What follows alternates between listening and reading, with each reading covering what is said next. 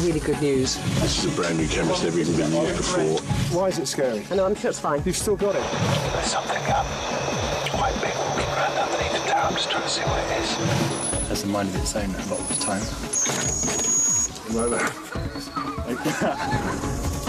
To find the cats in this forest, we need to find their prey at the source.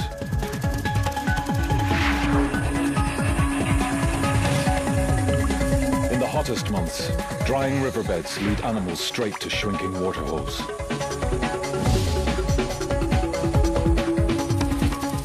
To drink, animals must gamble with their lives. The cats just need to lie in ambush.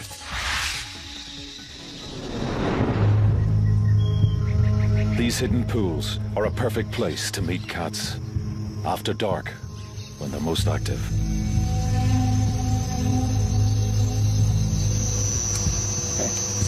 Our arsenal of cameras gives us the ability to see through the night.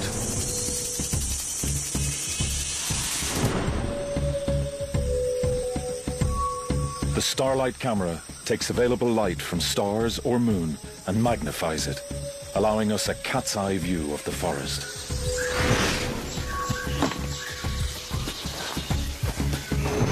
Motion-triggered camera traps silently monitor the game trails using invisible light.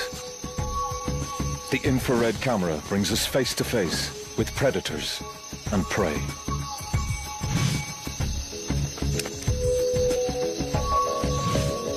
Warm-blooded mammals can't hide from our thermal camera.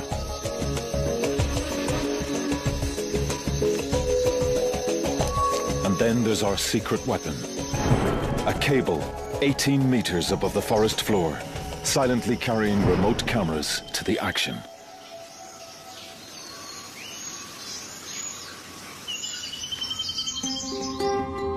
All of this unique technology has just arrived in Costa Rica's Santa Rosa National Park. The aim? To film one waterhole with cable cameras and remote cameras, as well as camera traps spread further afield. The location is perfect. A drying riverbed that attracts prey and camera-shy predators from a wide area.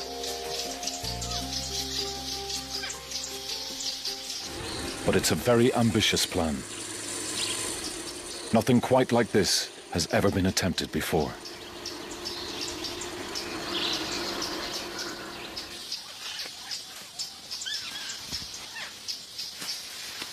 "50 years ago, most of this land was pasture, and ranchers shot cats on sight.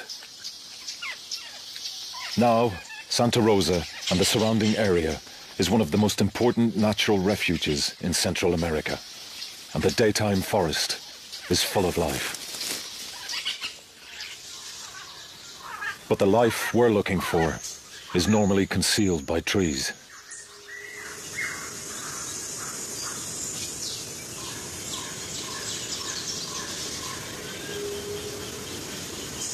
Four months previously, the river flows, and Santa Rosa is a very different place.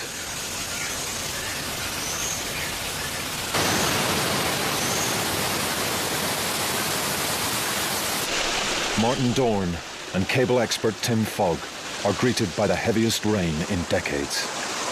The river is much higher than usual, so just getting around is a challenge.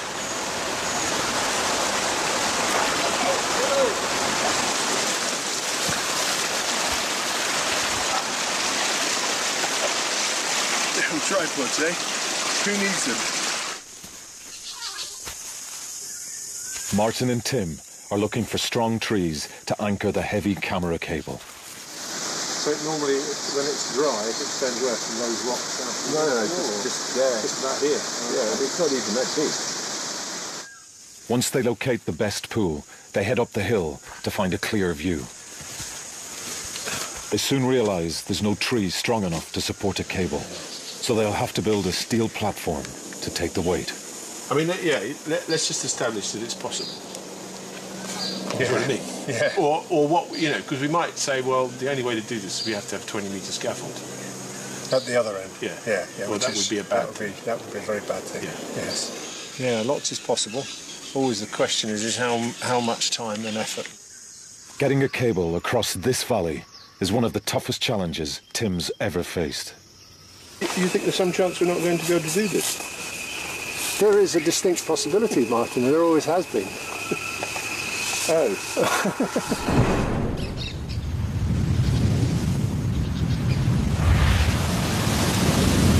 The dry season winds drive water out of the forest.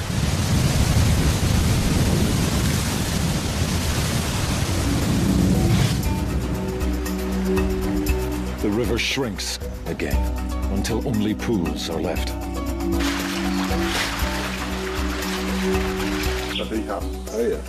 Jaguar scientist Eduardo Carrillo has studied cats here for 25 years.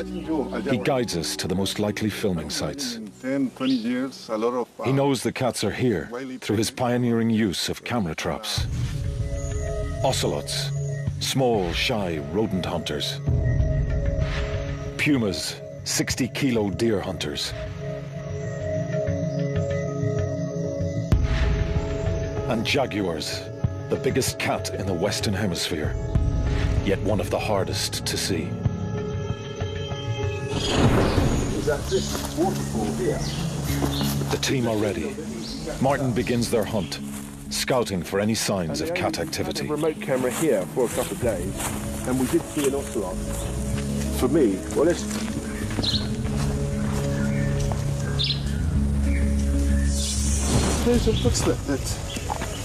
What's that? That's a cat. Yeah.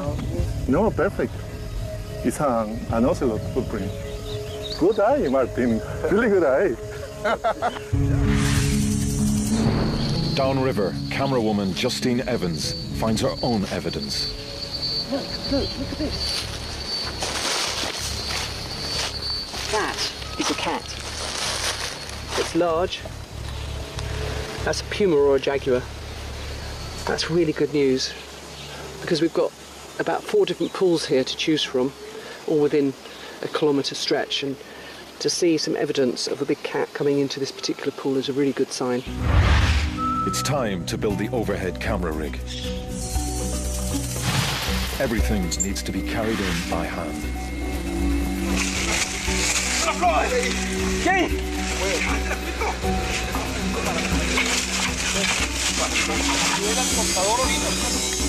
A 7-meter-high platform will anchor the cables and serve as a control center for the remote cameras in the valley.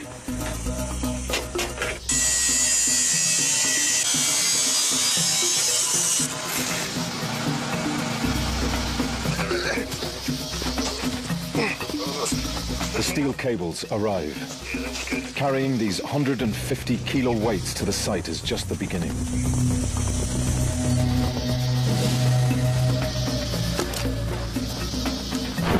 Stretching them 350 meters across the valley will test the entire team.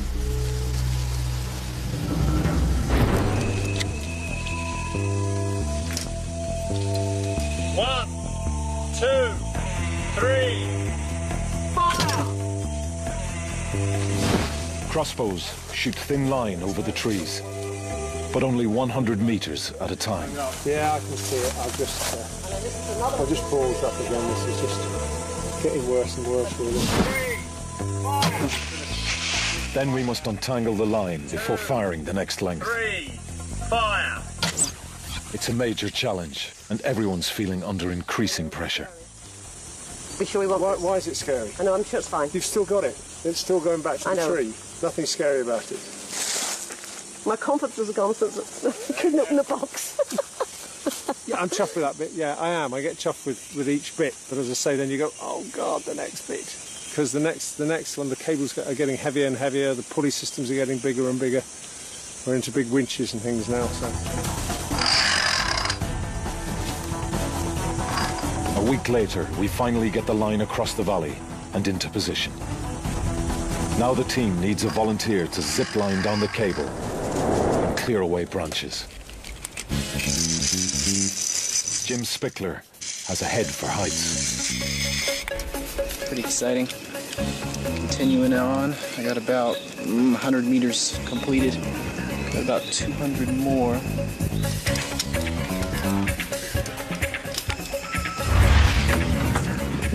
Pretty excited right now.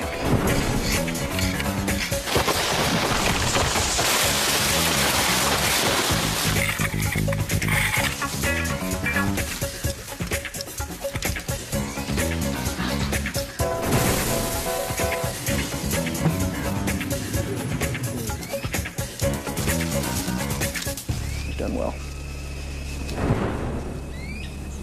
The cable is ready for action. The dry season tightens its grip, and the pools are shrinking fast.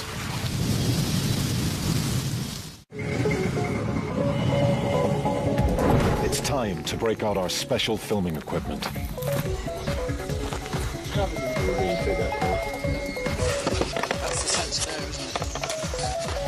Among our most important tools are the trap cameras. They detect movement and record automatically. We want to set them in the forest as soon as possible.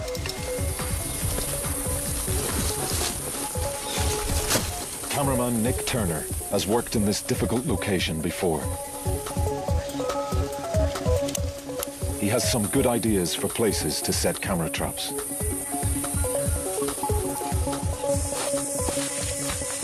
They'll offer a fascinating window into a secret world.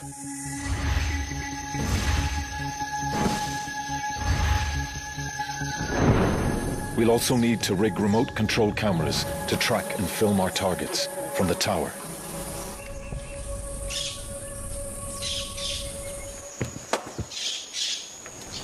The camera will move on a dolly suspended from the cable, at our command, if we can fine-tune its controls. String is a reliable piece of technology. All this stuff runs out of battery and has a mind of its own a lot of the time. Like that. There's an island. Cable dolly. Goes in its first outing, so how do you... I'm just going to turn the power on. Not really happy with that.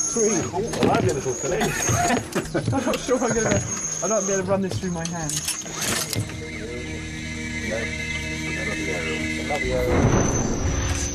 With the gremlins almost under control, we can start looking for cats on the move.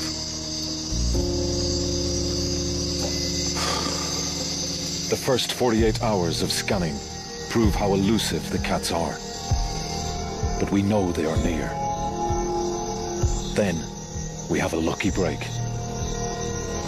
Out patrolling the nearby beach, one of Eduardo's students, Luis Fonseca, stumbles across a remarkable sight.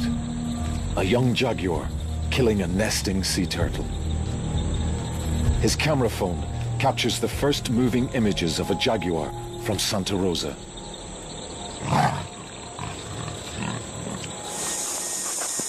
The next morning, Justine visits Luis to gather clues about the jaguar's movements. Hi, Luis. Hi, nice to meet you, Justine. Luis thinks the jaguars travel between hills inland and the beach. And one of the best routes is along our riverbed. Oh, great. Turtles come ashore to lay their eggs under cover of darkness. And sometimes, a jaguar is waiting. It uses powerful jaws to puncture the turtle's skull, killing it quickly. Luis takes Justine to the area. If the jaguar returns, a trap cam will be waiting. Once the lid's closed, we can leave it running for 2 months. Back at the tower, news is good. Got your camera running? Yes. The dolly's working well now, and there's no wind. At least we've got a camera in position, so if anything does happen, we can see it. As darkness falls, the night shift prepares for another mission, making sure everything is safe and secure. Okay, let's go with that. We need to level my head as well. If it fell off the cable, the first thing that would take the full weight of all this on the top with the 2 cameras on the bottom, it'd be probably about 50,000 quid's worth of stuff, I think. A clear, still night welcomes the camera out. The bright moonlight gives the Starlight camera an aerial shot of this amazing new world. When we add our thermal camera to pick out warm mammal bodies, the forest turns transparent. I mean, I've not seen anything like this. It's really cool.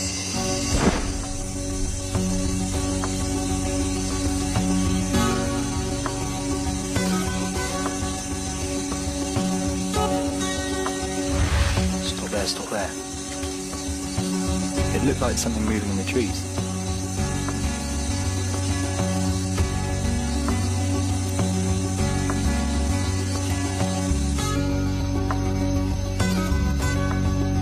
Exposed rocks retain the sun's warmth, outlining the course of the dry river. There's definitely something down in the riverbed.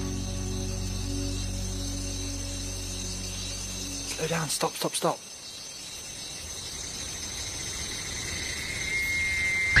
There's a deer drinking by the pool. But there's a problem. Our control hardware is overheating. We need to keep the computers open to cooling air. It's biscuit time. We found out that the optimum space that the laptop needs to be open is exactly the same as the packet of biscuits that we get, so... It's time to wedge a pack in the laptop. The fortune of the project now depends on a pack of cookies.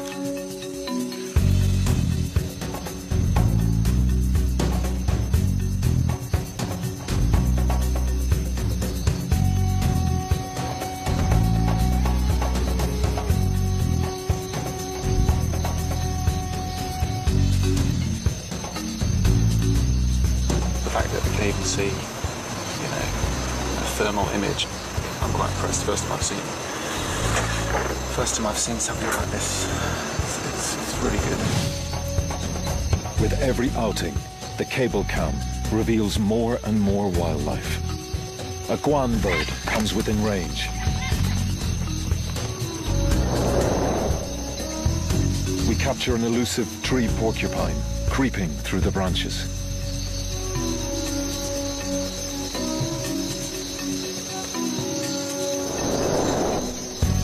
A huge rodent wanders below the dolly.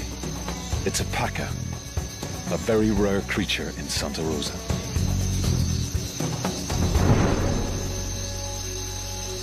With our eye in the sky up and running, the team's confident it's only a matter of time until the cats appear. But we can still only see part of our target area. We plan to set more remote cameras on the forest floor to cover other angles. Something moving in the trees. Stop there.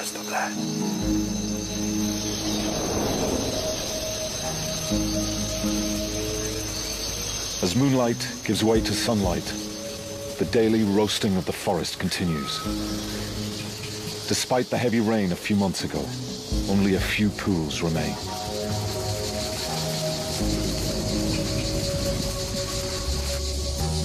It's now 40 degrees in the shade, and the monkeys are feeling the heat. They keep to the few green areas of forest left, where they can still find moist fruits to quench their thirst.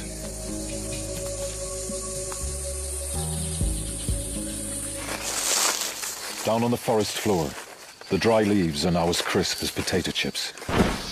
The cats are more likely to use our riverbed for silent stealth. It's the perfect time. But there are problems with the remote cameras. He said, I didn't realise it was going to be... this heat was going to knock out the cameras like it did, actually. Can the camera traps withstand the soaring temperatures? Hey, Tapir. That's great. That's a fantastic shot. That's fantastic. That's a great shot. Weighing in at over 300 kilos, Baird's tapir is the largest land animal below the United States. These distant relatives of the rhino use the same paths daily to water, but they are hardly ever seen.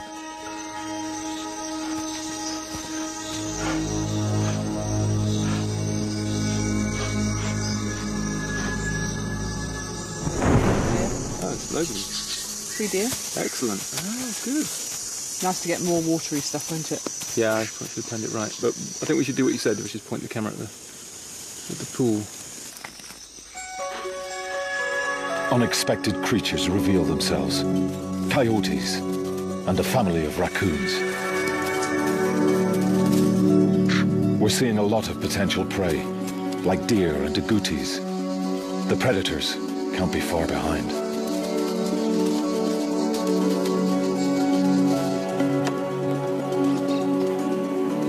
Oh my God! It's a puma! It's like there's no doubting that shot. There it is. It's our first cat. The most widespread cat in all the Americas. The puma.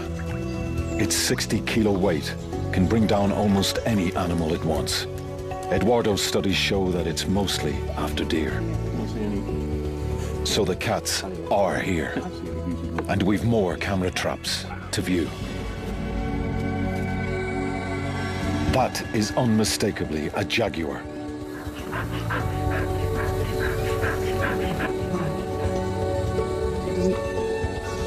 Another incredible image, up close and very personal. Jaguars roam great distances, but they tend to remain in one area for a week or so. Which means there's a good chance we'll see this cat again. That is a cat. That's that is a proper cat. Howard put this one in. Later that night, we mount the starlight and thermal cameras on the cable.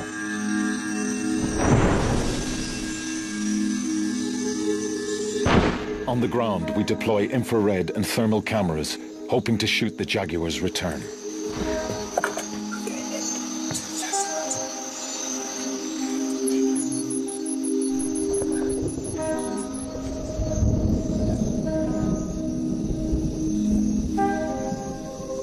Within minutes, the thermal camera locks onto a moving heat source. Stop that, stop that. It's a deer. That's a deer. It's eating. Moving there.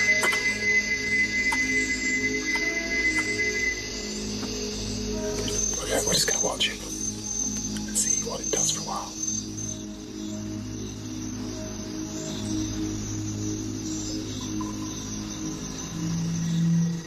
The deer looks like it's coming for a drink. The perfect moment to attract a predator.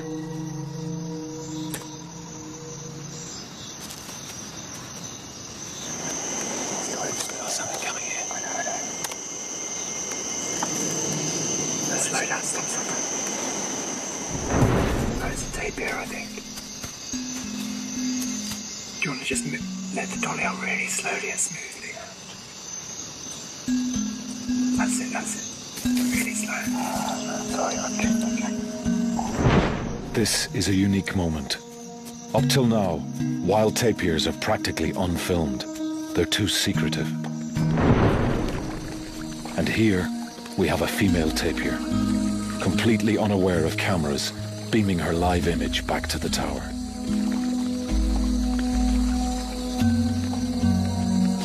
It's a fantastic chance for the crew to observe new behavior. We've seen a tapir walk down and then start bathing, which is awesome. I wasn't expecting it at all. In these dry conditions, tapirs need water daily and use regular bathing spots. This is now the only pool for miles.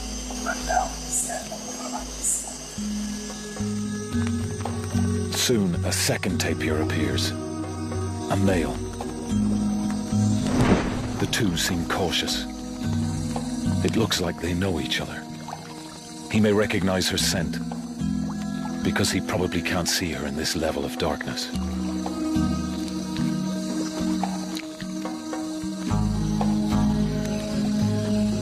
Our infrared and thermal cameras give us an intimate view of one of Costa Rica's most mysterious creatures. Their gentleness hides a different nature.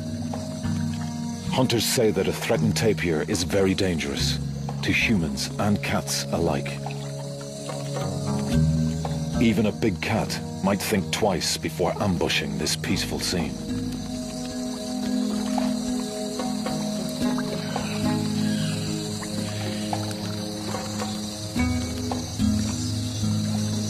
First time I've seen something like this.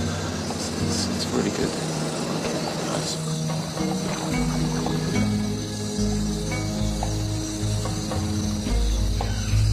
You see that? It's just taking off and landing on the taker. It's some sort of bat.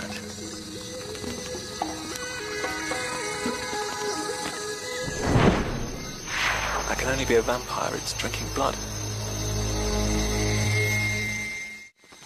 The crew now realize they're in vampire country and may be targets themselves.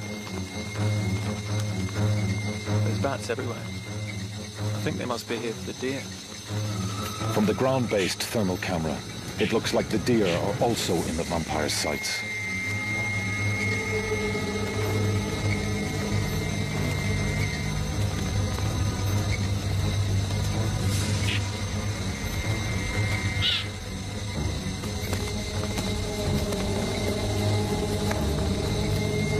Once they've landed, the bats use their own heat-detecting sensors to home in on their warm-blooded meals.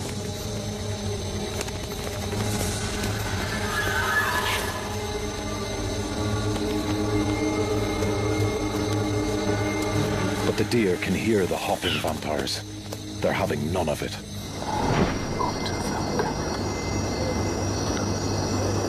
On the remote camera, Nick notices a mysterious shape glowing in the bushes. Well, I don't quite know. It's in amongst the branches. Yeah, there's something, isn't there? There's a hot spot back there. Something through those branches. It's definitely a cat, but I just can't see what it is.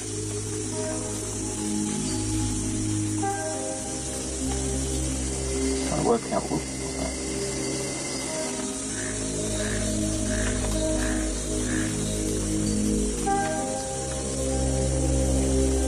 A rustling toad attracts the cat's attention.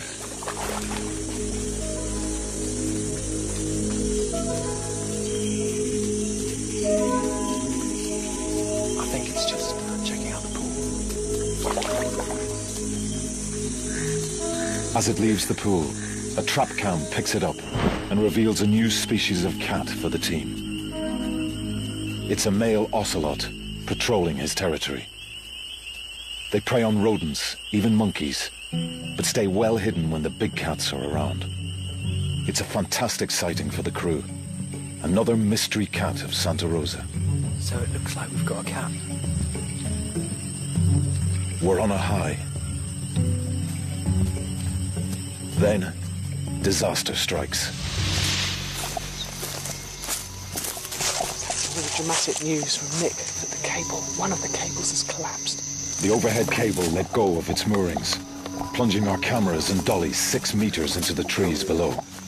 The cameras could be destroyed. We'll have to release the tension. But it could have been worse. This was the cable that Jim was climbing on only a few hours ago, and it could have come down. I mean, he wouldn't have. Like a vampire, the Starlight camera's light-sensitive lens will burn out at sunrise. So it's just going to climb, or do you think we should just try and get the angle of this right? I'm going to pull it back and just try and re-engage it by rolling it down the hill. No, they don't re-engage. The team must send someone up into the canopy to rescue the stranded camera. The rig survived the initial impact, but if the cable collapses further, the project will be over. I think after this, take the camera off and lower it down. The dolly is stuck. The knot's come apart.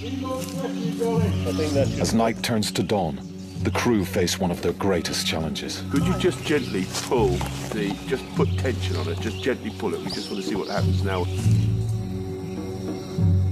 Down towards the end.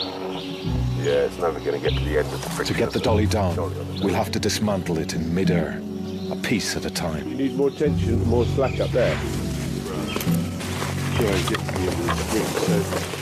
That's entirely unfair. It's subjective. I believe The process is painstaking and dangerous.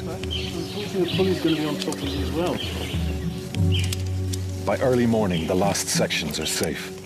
But it's a mess, and it'll take a couple of days at least to put it all back together.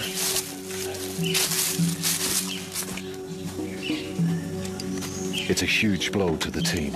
Time is short. The approaching rainy season will soon put an end to filming.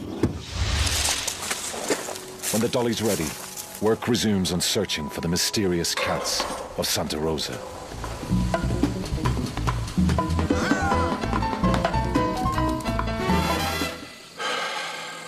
This is tremendous fun.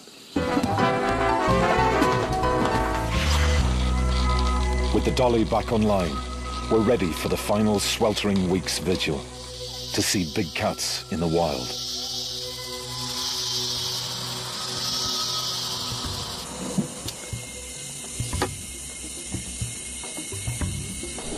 So it's clockwise.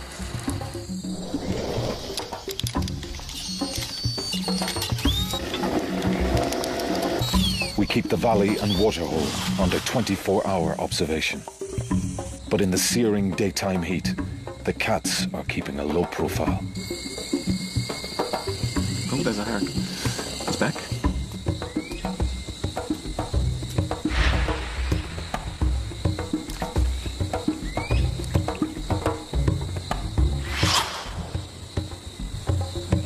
We are seeing so much prey, our chances of spotting a jaguar are increasing.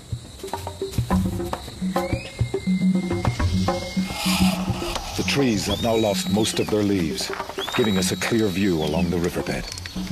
Taking one off. Okay, right. Yeah. Our window of opportunity is finally open. Say when. The temperatures reach 45 degrees in the shade. If animals want to drink, they must come here.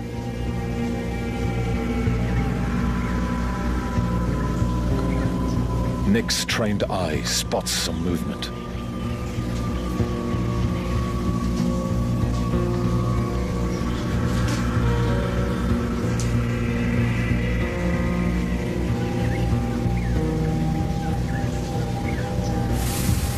It's a puma, right by the waterhole.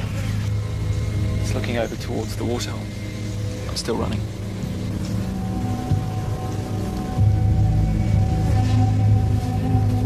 She's up. Keep it steady, Howard. A mother and fawn are drinking just 200 meters from the puma.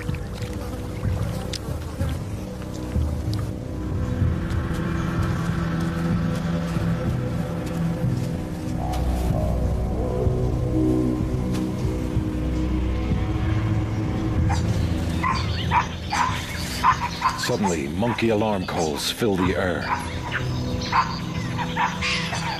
The mother deer isn't taking any chances and leads her fawn to cover.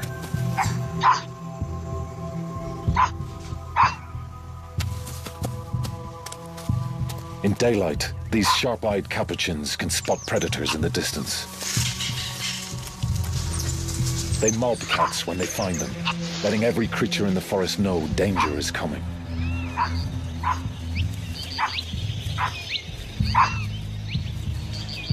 These alarm calls are one good reason why cats prefer the night.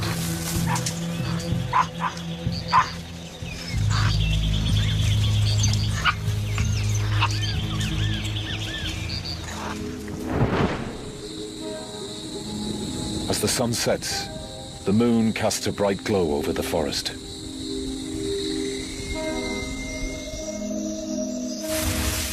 Up in the tower, the crew prepare the starlight camera. In such bright moonlight, conditions are perfect for spying on the riverbed.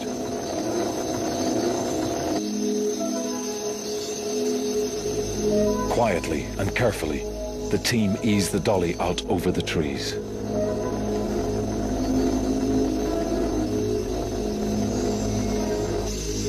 That's about 200 meters. Could be imagining it. We've just found a deer with a thermal camera, and it's in the forest, and it's about 100 meters from the waterhole, and it's just sitting in the bushes, and not moving at all. a very dark night, so I wonder if it's just it's a strategy for you know, surviving a dark night, just to sit still in a thick bush and not move. Creeping through the forest, this deer could be taking a chance.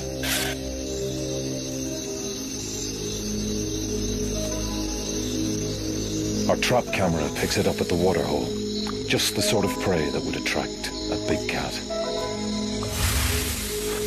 The thermal spots a nervous tapir on the edge of the pool. The team reposition the overhead camera.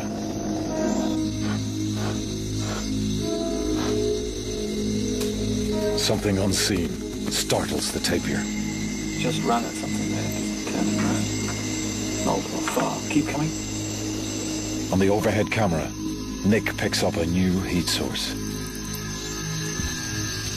There's something coming in. It's not a deer. I think it might be a cat. I don't think it's an ocelot.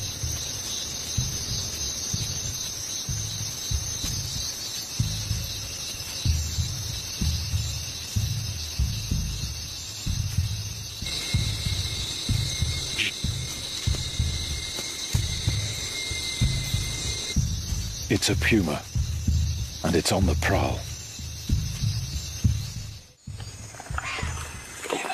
Yeah. Deer alarms sound in the distance. The deer listen intently.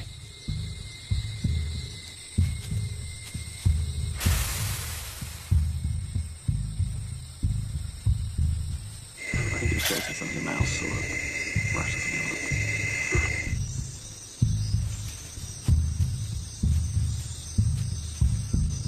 It looks like it's stalking down the riverbed.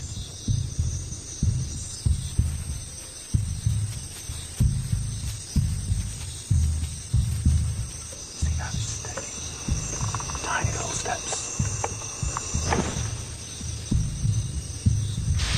It's getting closer.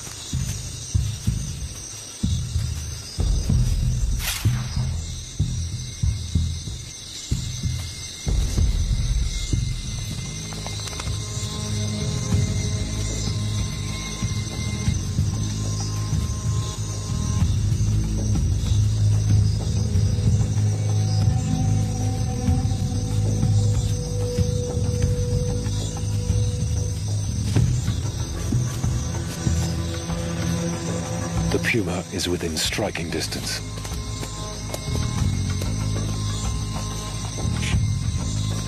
The deer freeze.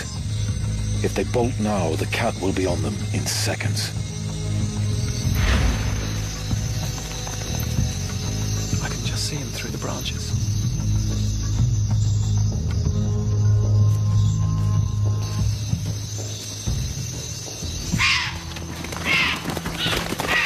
But the moonlight gives the cat away. The game's up, and the puma slinks off.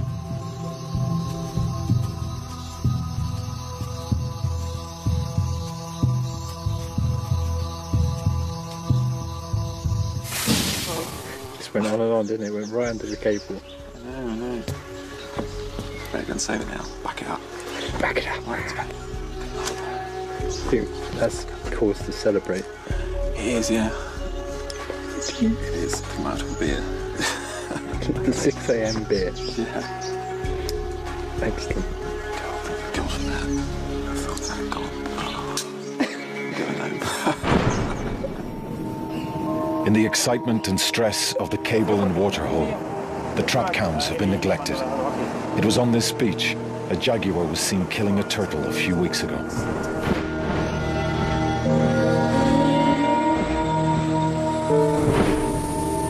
Nick rushes back to camp with some good news. First one I looked at was the jaguar. I think it's just going to come out there and wander around, isn't it? It's just quite happy to. It's obviously the resident jaguar, you know. What, male or female? The trap cams have recorded more jaguars. That's it, we got a jaguar. There's a jaguar there, yeah. I'm not going to high-five you because I said. No, that is absolutely awesome. Yeah, it's good. Martin calls in jaguar expert Eduardo to share our success.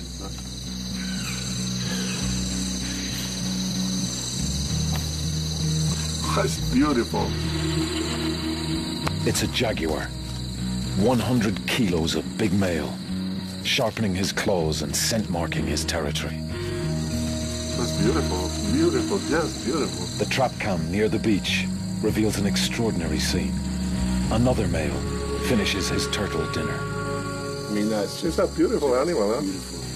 So you reckon that's what sort of age is that cat, do you think? I think it's it's an adult. Yeah.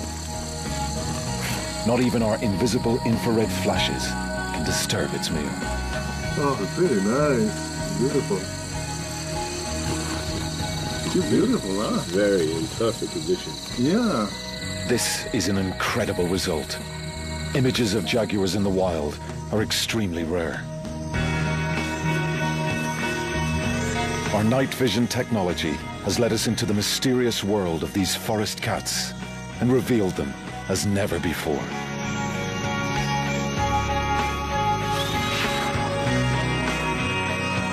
The final camera trap holds the biggest surprise.